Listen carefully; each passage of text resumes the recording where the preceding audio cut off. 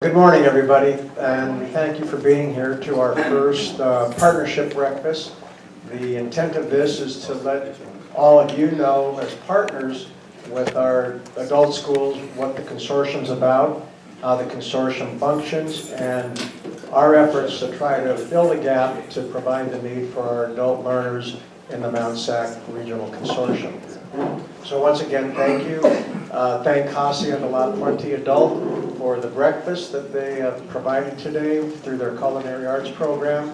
And if you have opportunity at the end to visit some of the programs at this site, you'll find an endless array of opportunities that Hacienda provides, but the quality of the type of program and facilities are outstanding. So once again, welcome on behalf of the consortium and Madeline Barlow, who is the co-chair with me, and Ryan, it's up to you. Thank you, sir. Okay, everybody. Again, I do really want to thank Hacienda La Puente Adult Education for hosting us this morning. In particular, Dr. Greg Buckner, who's also a member of our steering committee, Matt Smith, Maggie Garogi. Maggie, where's Maggie? I hope I didn't pronounce her name wrong. Okay. How do you pronounce your last name? Gargori. Maggie Gargori. Chef Doug Forey, Judy Craig. Thank you all so much. How are you guys enjoying breakfast this morning? Everything okay? This is always a great place to come and enjoy that. And I do want to introduce our steering committee for the consortium. And I know you'll be hearing more about our schools, but this is the group that guides the decisions of this region that we work on. And you already met Rocky Better, Director for Adult and Career Education for Rowland Unified. We also have Dr. John Kerr. He's the Senior Director with Baldwin Park Adult and Community Education. Albert Michelle, he's Principal for Bassett Adult School. Dr. Ivan Iro, he is the Director for Charter Oak Adult Education. Dr. Iro, that's one of the first new adult schools to launch. In my memory, I haven't seen one launch, so I'm really excited that that's occurring at this time. And that's just a sign of adult education. And I appreciate that his superiors are here today. Ms. Deborah Black, she's also a member of our steering committee, and Superintendent Hendricks is here as well to support, and thank you both for coming out. We have Elliot Evans, she's the Assistant Superintendent for East San Gabriel Valley ROP. Ellie, I saw you somewhere. Where's she at? Oh, there she is. And Dr. Tammy Pearson is here, Associate Dean for Mount Sac. Tammy, I saw Tammy too. Back to me. Okay. So, and Claudia Karnowski is I have principal. She's director because she got promoted recently. Where's Claudia? So you have adult education and child development for Covina Valley Unified School District, but it's Tri-Community Adult School, but that is also under her governance. And Enrique Medina, Dr. Medina he's not with us this morning, but we are promoting his represented here. Oh, they have a whole contingent here. Miguel Vasquez and several other teachers and leaders are here as well. So, did I get everybody? Oh, I got everybody. Those are some of the members of our consortium steering committee. And I really do appreciate that all of you have come out today as partners. What I do want to start off by saying is that the information that you see today, we will send it out after the meeting. I will email out our consortium. We have all your contact information. The presentations that other presenters have brought, and also the contact list will be sent out to you in the form of a mini directory today so that we can continue to network with each other after this session. So we'll be getting that out to you all as well. And hopefully you can tell by this agenda that we want you all to have a great understanding of what we do and how to better connect with us as well. So again, thank you all for coming out. I did also want to recognize Don Sachs, who's here as a special assistant to the president of Mount Sac College, representing President Scoggins from the college as well. So we appreciate his presence here. And so we're going to go ahead and get rolling. I really want to thank all the agencies that have come out today and get this started. So I'm going to jump right into the presentation. And background on the Consortium for Adult Ed. The consortium is an effort supported by recent legislation, AB 104, going back to AB 86, that supported the reestablishment or support of adult education programs across the state, particularly with adult education programs offered at K through 12 school districts and community colleges and other programs serving adult learners. So this was the state's reaffirmation after adult education funds had gone into flex back in, was it 09, Rocky? 2009, we went into flex. And a lot of adult education programs were eliminated across the state or drastically reduced. And so this represents the state's acknowledgement of the importance of what adult educators do and our value and the actual return on investment for the students that come through our campuses. So rather than kind of run that all down, and like I said, I'm going to send this PowerPoint out to you. I pulled the video. One of the campaigns is called Educate and Elevate for adult education, so I'm going to go ahead and just let this run.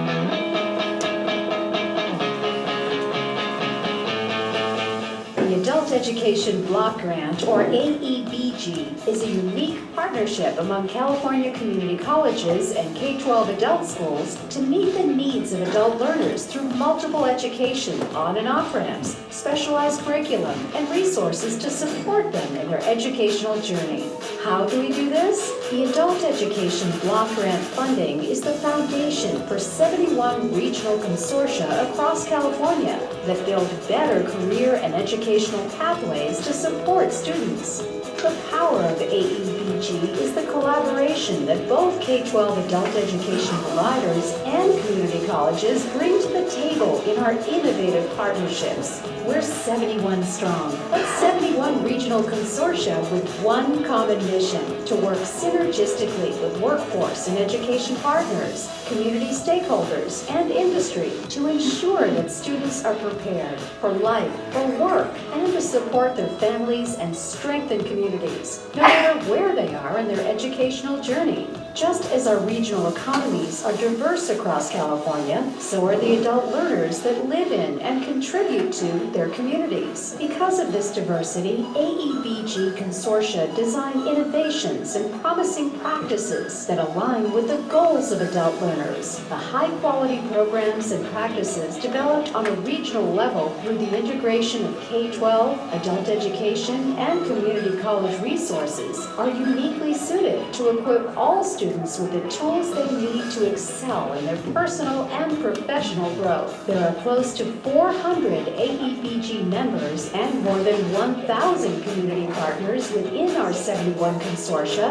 that work synergistically through our multiple partner locations in every part of the state that create available access points. While adult education provides basic skills in literacy, AEBG's partnerships offer multiple opportunities to adult learners for career and college readiness. AEBG's unique partnership brings the spirit of California innovation to adult education. Learn more about how we educate and elevate. For more information, go to educateandelevateca.org.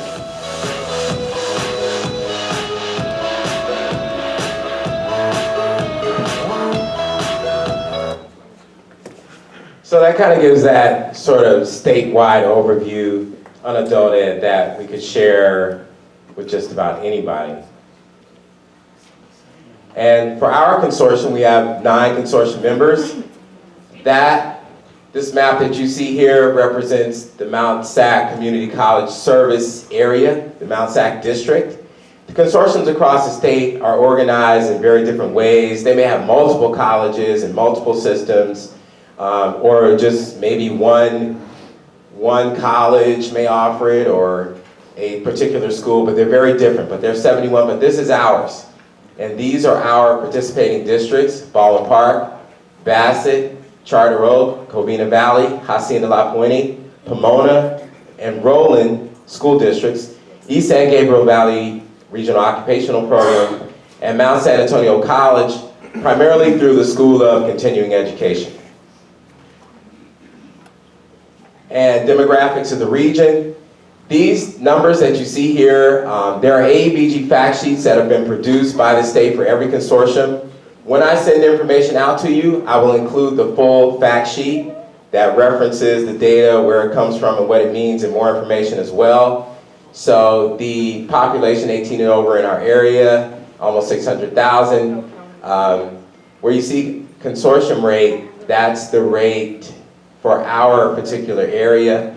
Below the federal poverty area, 6%, 7th grade or lower, 9%, no high school diploma or equivalent. And these are the numbers that we're serving. So that means that there's a huge area that we need to work on. No high school diploma or equivalent, 20% for the area. Actually 117,000 people who do not have one in our immediate service region. Limited English ability, almost 100,000 people in our area, and unemployed about 30,000. Those are the population targets that we have to assess. And we're only cracking the surface and the percentages that we serve. When you actually see our fact sheet, you'll see the numbers that are reported to come through our schools right now. And I'm not really talking about money so much. Statewide allocation is approximately just over $500 million across the state for AEBG programs. And our local region gets about $33 million. However, back in 2009, adult education was funded at over $700 million. And that was pretty much going to the K-12 adult education program. So we're still drastically underfunded for the service needs, and we're coming back. So hopefully the economy will stay strong, and that the state also understands the return on investment for our learners as we move them forward. And so the major focus areas of the consortium, and get ready, Wanda, because you're about to come up. That our major focus areas for the consortiums is that we do long and short-term planning based on our overarching regional plan that was developed. And we do a 3-year plan. We're coming to the end of the first 3-year plan, and we do annual plans that are reported to the state. And we hold monthly meetings with all of our work groups for our subject areas that we focus on. And we also have major professional development activities that we put together on a regional collaborative basis for our teachers and staff. And these are our major focus areas: English as a second language, adult basic secondary education, career technical, short-term vocational education, including older adults, pre-apprenticeship programs, adults training for child school success, and adults with disabilities. Now, Dr. Wanda Pyle has been integral in the development of our regional plans and consortium facilitation, and now a major focus on training and professional development for our members. And Dr. Pyle and I work closely together, and she's going to give a little background on her activities and what's kind of happening with the work groups as well. Yes, ma'am. You know, you just asked for the world to go back. Hi, I'm Wanda Pyle, and I've been around educational programs in this region for a long time, since Jesus was a kid, I guess. He and I went to different schools together. Anyway, it's good to see everybody. I recognize a lot of faces and a lot of old friends, and I just thank you all for being here. The turnout is absolutely phenomenal, and we're very excited. I asked Ryan to back this up a little bit. I wanted to give you a little bit of a explanation for those of you who may not be as familiar as others with the work groups and the areas that we're focusing on with adult education. For example, the first one, English as a second language. We serve students who are new to the country and have zero literacy skills in English language arts, English literacy, all the way through people who are highly educated in their home country and are learning the language, and others who are just needing that last little push before they feel fluent. So it's a wide range of abilities that we serve through our English language, English as a second language program. We have been working with the work groups to develop pathways for students, because a lot of our teachers are working in multi-level classrooms where they have that whole gamut that they're trying to address the needs of. So we've been working with teachers to identify pathways for those students. In the adult basic secondary and adult secondary education, there are actually two different groups there. The adult basic education works with providing basic literacy and mathematics skills for students who are functioning below a 9th grade level, very low adult functioning level. So these could be transitioning students from ESL into the adult basic education. They could also be students who have had learning disabilities and are having difficulty working at a 9th grade or higher level. In the secondary education level, these are students who are transitioning. They're working at 9th grade or higher level, and they are transitioning sometimes to high school diploma programs and on into career tech ed and post-secondary education. In the career technical short term, these students are in courses that are designed to move them directly into the workforce within 1 year. So it's short-term training designed to help students access jobs at an entry level.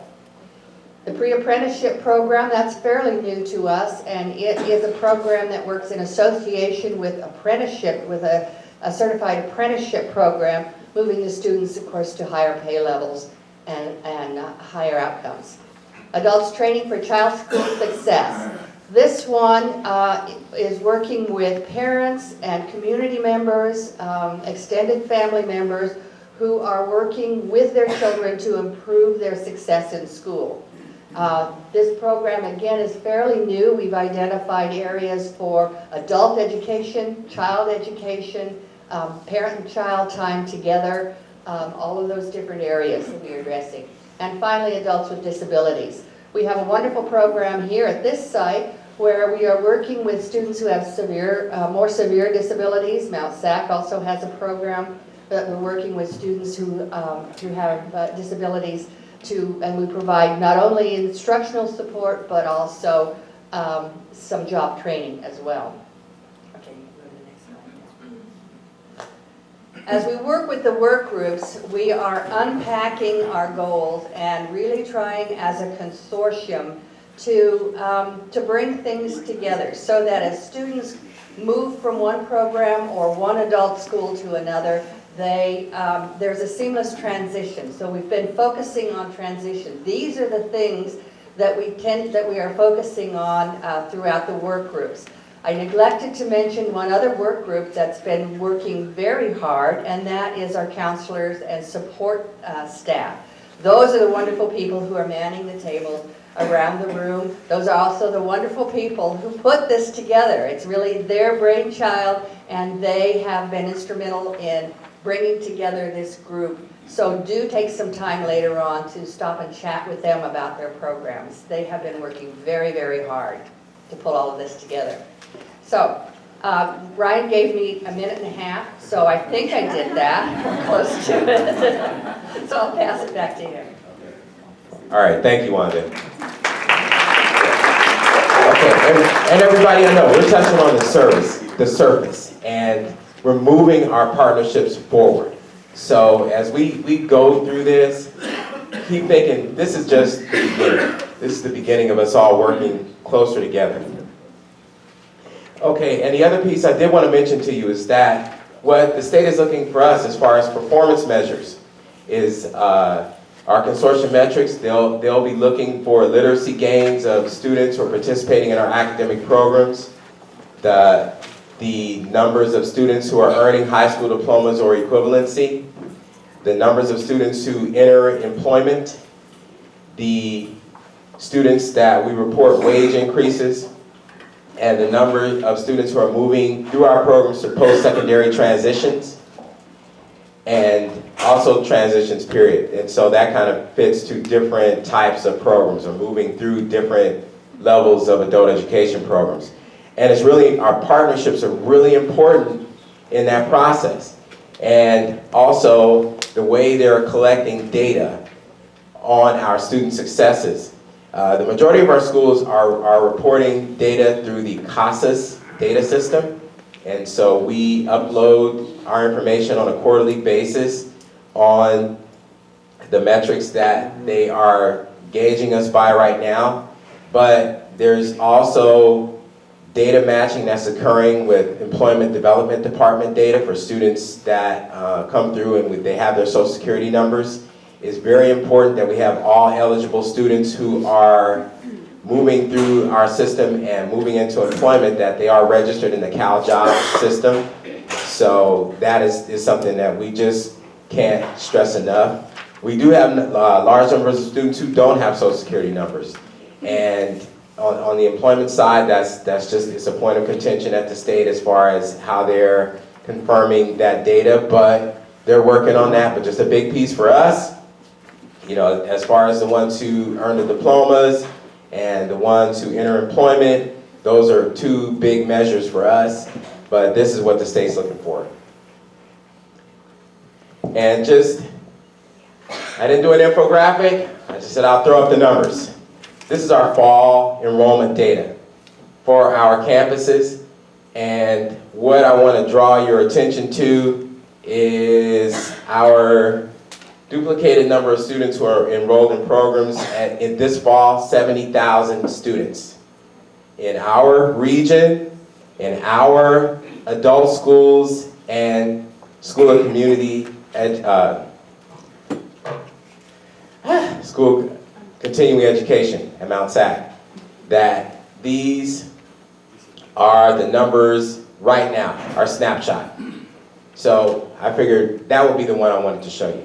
So you can see that these are the numbers of students that we're serving right now. And I kind of like to have people, my years in adult education, and I'm like 22 years in now, from teacher to principal and director, I'm one of those ones who thinks about the return on investment for what we do. And you may have seen those numbers that for every person who, if you earn a high school diploma, if you didn't have one, that means on average about $10,000 to $12,000 a year more in annual income. A person who completes a certification in career technical education at an entry level will earn about $8,000 a year more. A person who achieves a significant level of English learning will earn about $7,000 a year more. And so those are real economic numbers that I feel support our work. And when we put that against the cost per student, and especially if we do the cost per student, if students were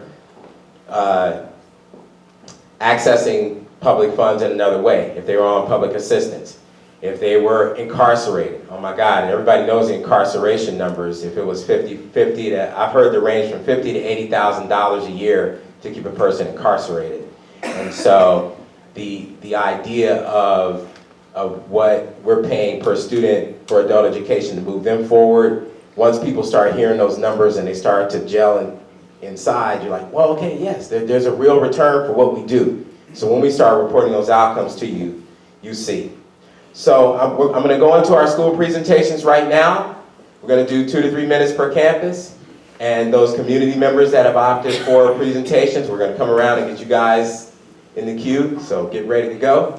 And so we're going to hear from everybody and give you a chance to move around the room and know that this is just the beginning. So first up is Baldwin Park.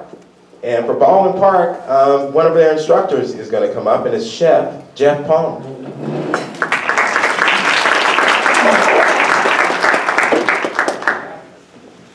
Thank you. Yeah, I'm sure I'll be the only one up here in the chef coat today. I can pretty much guarantee that. Again, my name is Jeff Palmer. I'm the lead instructor and teacher on special assignment for our culinary arts program with the Baldwin Park Adult School. So a couple things. Just going over our programs, we have our CTE programs: automotive, barbering, cosmetology, electrical, HVAC, medical assistant, massage therapy, and pharmacy technician, and obviously there's a program missing, culinary arts. Those students are going to be here today. So culinary arts, and we also have our activity programs. We have our high school diploma, adult independent study, HSE test preparation, ABE, ESL, citizenship and older adults, and services that we offer: counseling, babysitting, free babysitting, I'll add on top of that, financial aid, job placement, and tutoring services. And just going over student success, we had a student actually comes out of our cosmetology program, Michelle. She was a student that started our evening program part-time, had 4 kids that she was taking care of during the day, and had to take a leave of absence because of a new baby, so she added a 5th child to her family. So after leave of absence, she wanted to return when the baby was old enough for childcare. We were skeptical because of her previous attendance on having her come back, but worked it out with her, and she came back. Her child, all 4 of her kids, or 5 of her kids at that time, were in childcare programs while she attended class at night. Denise, one of our teacher on special assignments, Denise Sornator, got additional assistance from America's Job Center to help her with transportation and other expenses that she incurred. And we got a bus pass for her. She made it through the program. She passed the certification exam, so she's a licensed cosmetologist. And after all that, she called Denise on the weekend to thank the school for changing her life. So it really helped her out a lot. So just one of our many success stories. As we all know, we have adult students that have many, many challenges.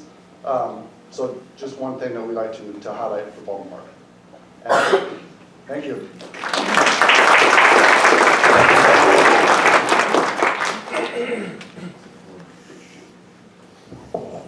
I think it was kind of cool that his program wasn't up here, but you got to represent it. And he does, they do have a great culinary program. That's the real cool thing for me, is to actually go around and actually see all my schools and programs in action. And Dr. Kerr had actually taken me over to the culinary program to check that out. And it's tucked away from the other one from the main campus. Yeah, it was. I was really surprised to see it. It was just. We have great programs here. You took several to-go bags too. I always take to-go bags. Don't watch me. That's my reputation. I always have a go box. Next up, Bassett Adult School. Marlon Martinez and John Malta. Good morning. Good morning. My name is John Maltis. I'm a program specialist at Bassett Adult School. What you're seeing here is a picture of our motor controls lab. This is part of our electricians program. These guys in here are learning how to wire up all kinds of motors, all kinds of stuff. We're moving this class into automation. As a matter of fact, coming fall, we're going to add or implement some PLC, which is programmable logical controllers. And the reason we're doing this is because our business advisors are telling us that, wait a minute, we're sitting in front of City of Industry. There's thousands of manufacturing jobs and automation jobs in this area. And PLC is one of those areas where they don't have enough people. They don't have enough technicians that can work on this stuff. So we're training these guys. I think we have an evening class is about 35. Morning class is another 25. We're training these guys to take on those jobs. These are high-paying jobs that pay extremely well. They start them off at about 18 bucks an hour. and they work their way up to 100K a year. Okay, alongside of that, we also offer classes in heating, ventilation, air conditioning, water technology, another large industry that is up and coming. We've been to meetings such as this for the water companies, and agencies like the Department of Water and Power are telling us that they're losing about 3,500 workers a year through retirement. And it takes them about 39 months to train someone from hiring to when they're fully proficient. And so they need to start hiring now. Because the average the average worker is about 58, 57 years of age in the Department of Water and Power. And we hear about the big breaks in their infrastructure, you know, the pipes that burst and flood cities and stuff. But there's breaks happening all the time. They have an aging infrastructure. So water technology, huge, huge business. We have an office occupations class. We have the health career classes like physical therapy, medical billing and coding, medical terminology. And we have an advanced private security class. We also have the programs like high school diploma. We are a full service school. We offer not only English, but also the high school diploma. And students can actually have their career technical courses and get credit, elective credits, and work towards their high school diploma if they don't have it. So that's also a big sell for us. And this is our counselor, Marlene Martinez. I'm sorry, I didn't introduce you. Sorry. Do we have another slide? Oh, okay. So this is a picture of Elijah Represa. Elijah is our campus security guard. And of course, he's one of our graduates as well. He graduated from our school a couple of years ago. He came through a workforce program. He's an excellent, excellent young man. It has nothing to be very proud to know he came to Wilson High School. And due to a disability that he has with his vision, he wasn't able to make the law enforcement field, but he's been doing the private security course. He has a class with us and he's at Mount Sac now, taking his general education, and eventually wants to move into something in the industry, probably not as an officer, but something else. So we're very proud of Elijah. And thank you everybody for making the time to be here today with us.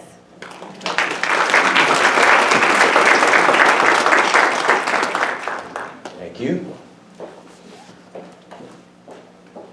All right, and you may be able to tell, this presentation is a collaborative effort. These are Google Slides, and every school worked on their own respectively. I think we even had some slides changed this morning before we got in here, last night. But thank God for the internet. Okay, next up, Charter Oak, our new adult school, and Dr. Ivan. Good morning, everybody. As Ryan said, we're brand new. We literally just opened our doors in September of 2017. What you see right here is one of our weaving programs, which has actually been in the community. It is one of our community-based programs that's been around for ages, and we've been able to adopt it into our program. And I tell you, when I first walked in there's like maybe 70 plus looms in there, which I've never seen before. So it's a very interesting program. And